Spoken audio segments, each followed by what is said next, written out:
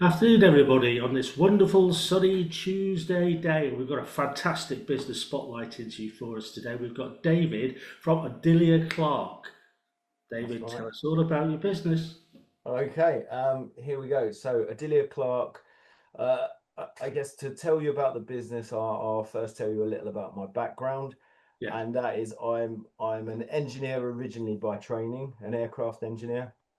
Built a couple of businesses into Rolls-Royce and into Airbus for other larger companies. I've kind of always been destined to do it for myself, is I guess how many people would phrase it. So I got made redundant at the end of 2018, set the business up with the intention of doing some of that sort of work. And a large impairment equipment company approached me and said, know about your background in aviation. Would you be interested in doing drug and alcohol testing? Uh, my response initially was no. It was a flat no. To be honest, it's something I didn't understand. It's from an industry I'm not really that familiar with. Uh, and then a couple of months afterwards, they sent me a new set of regulations coming into aviation around drug and alcohol testing and peer support. And had a look. The impact would have been that to, let's say, a large airline, a large national flag carrying airline, they would have probably gone from 20 to 50 tests a year to 2 to 4 thousand drug and alcohol tests a year. So it was quite a substantial, let's say, business case presenting itself as to why I would maybe want to consider um, I guess jumping into bed with a large company that's offering to support you as you develop a new business to a sector. So that was kind of a very quick pivot away from what I know, which is engineering services into drug and alcohol drug and alcohol testing. Massive learning curve, massive learning curve. I didn't even know some of the words that I was using, let alone how to administer the tests. Uh, so learning curve. I to be honest, I with the large company, I think the first point of attack really was to take a stand at the Royal Aeronautical Society ran a health and wellbeing conference around this regulation that came in. So I took a stand, went with all the equipment, went with the process. Well, by this point I've been learning how to do it for about 6 months, and the level of interest that it generated was quite substantial. So I thought at that point I might be onto something. Um, Start of 2020 really started to see the first customers start to trickle through the door. And let's just say mid 2020, I was pretty much broken. The industry was on it. If I can use bad language on your podcast, the industry was on its arse. So there was no customers. We were doing little bits and pieces of work through the laboratories that we were working with. We tried to pivot into COVID testing. Didn't have an established customer base to go and find customers through. Uh, long story short, I sold 70% of the business at the end of 2020 to a group of companies that are predominantly aerospace businesses or aviation and aerospace businesses. And we started to rebuild the business in 2021.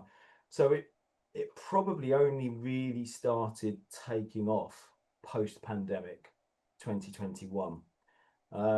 At the end of 2021, early 2022, we started to see quite a lot of relationship within our drug and alcohol testing services to the mental health services that form the other part of the regulation that we address within aviation. And at that point, we were seeing very similar cases with a business that we work very closely with. Uh, and one thing led to, let's just say one thing led to another. and we ended up acquiring that business. So we then became a company that addressed that regulation within aviation. And it's worth just touching on because the regulation is such a fundamental part now of how and why we behave globally,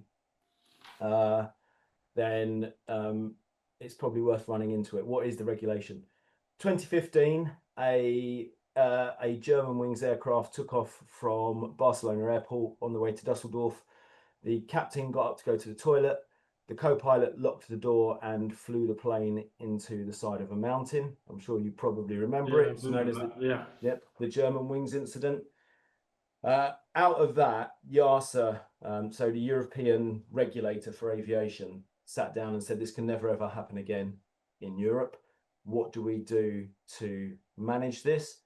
The pilot in question, he wasn't on any drugs or alcohol, though he had previously been using some antidepressant medication, not prescribed by his aeromedical doctor, and he had sought treatment for depression, and again, had kept quiet about it, though that wasn't at the time that he performed the action that he performed. And the regulator said, right, we need to start screening our pilots for psychoactive substances. So that's where OdiliaClark started. And then we also need to mandate what's known as peer support programs. So peer support programs are overseen by an aviation psychiatrist, which is a unique job by itself. There are only 11 of them in the whole of the UK. So we deal with a very unique brand of person, shall we say, at that point, that allows pilots to talk to pilots about any of the challenges that they may face. And again, I think if you look at our statistics, a large majority of them would be family-related issues, would be related issues that all of us face. But then on top of that, you can then add in something like sim anxiety. So sim anxiety would be where a pilot starts to become anxious about passing their simulator tests. Every 6 months, they go into a simulator, they take a load of tests, testing things that they would never ever see in real life, and then they get marked on how they pass or don't pass those tests. And again, they get marks against their name if they don't do very well, and that can have a really detrimental effect on their flying career. So the anxiety that they feel around that, and the stresses, then the stresses of, I travel quite a lot, I spend quite a lot of time jet lagged. Again, the long haul pilot is frequently jet lagged as well. So how we deal with fatigue and those sort of stresses as well. So we brought together drug and alcohol testing and peer support to really form what is the let's say the nub of what OdiliaClark is today, which is I would say a well-being focused company around substance misuse in the workplace, protecting organisations from the impact of impaired staff. Where we're not a pure drug and alcohol testing company, we don't try to be a well-being company. We sit in a very unique position. Sorry for the long-winded answer. No, that's really interesting. So, talking about that and going forwards, what are the main challenges for the business? That's a good question. I think we have. I can throw the standard challenges at you.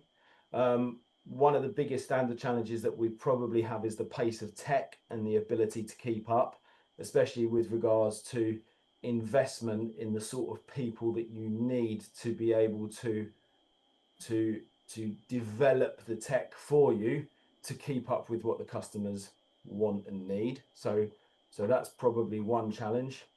Recruiting people that understand what we do is quite, you don't just go and generally drag a drug and alcohol related person off the street. And clearly I fly all over the world now, and I talk to airlines and I talk to medical doctors, everywhere from Australia and Thailand to Mexico and Sao Paulo, and everywhere in between. We now have clients, so we have become we have we have become experts in our field.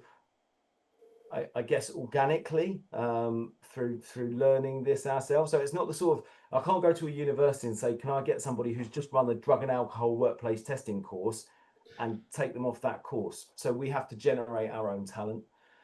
And then one of the other challenges of our business, and I think we are still a baby business. Let's be really clear. Yet we have clients in Australia, we have clients in India, we have an American client that sees us. So at any point in time, we probably have staff flying to Korea, to Taiwan, to China, to Hungary, to Budapest, to Lisbon. Normally at least one of those locations at any point in time. Managing the cash flow when you have such a large amount of outgoing and you generally only deal with big businesses that put you on 60 or 90-day payment terms that then are challenged to pay you in the first place. Yeah, and I probably sound like every MD that you talk to, but managing cash flow is an absolute nightmare. So yeah.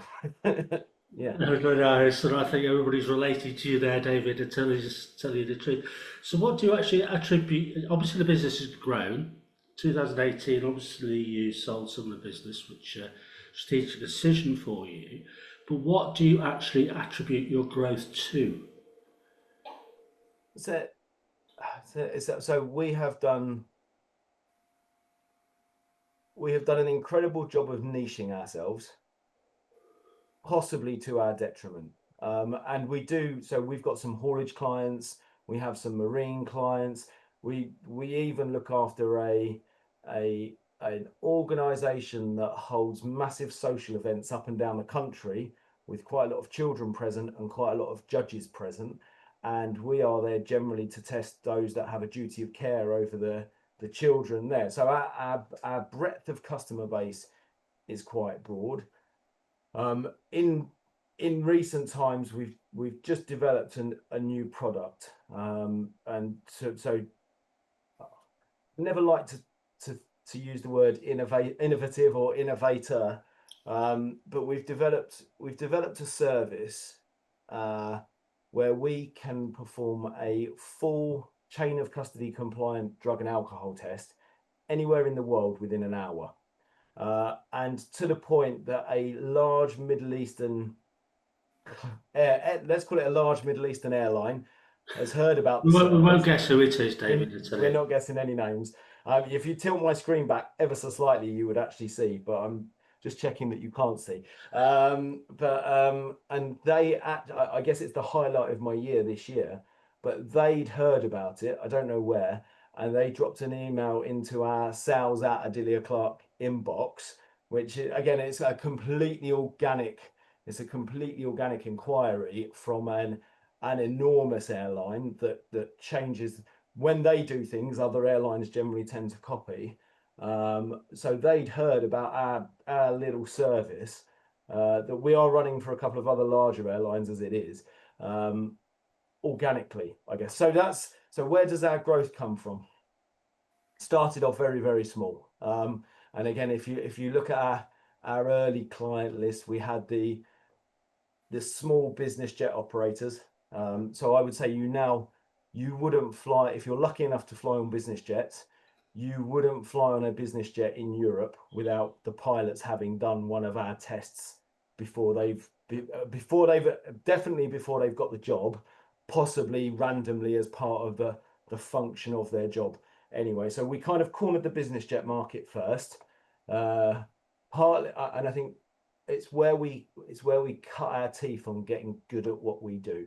And getting good at what we do is doing testing in obscure locations. So we might do a test in I don't know, somewhere remote in France or Kazakhstan or Seoul, Korea or Taiwan or somewhere random in Poland that you've never heard of. And I think we learn, I mean, again, small businesses, you have to say yes. I think you have to say yes to get the opportunities in, to try and make the opportunities work. Sometimes at no margin at all.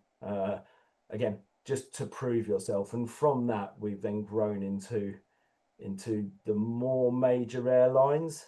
And again, I think probably if you talk about what are the challenges now, the challenges are to look after the small customers that made us as much as we look after the big ones that pay us these days, if that makes sense.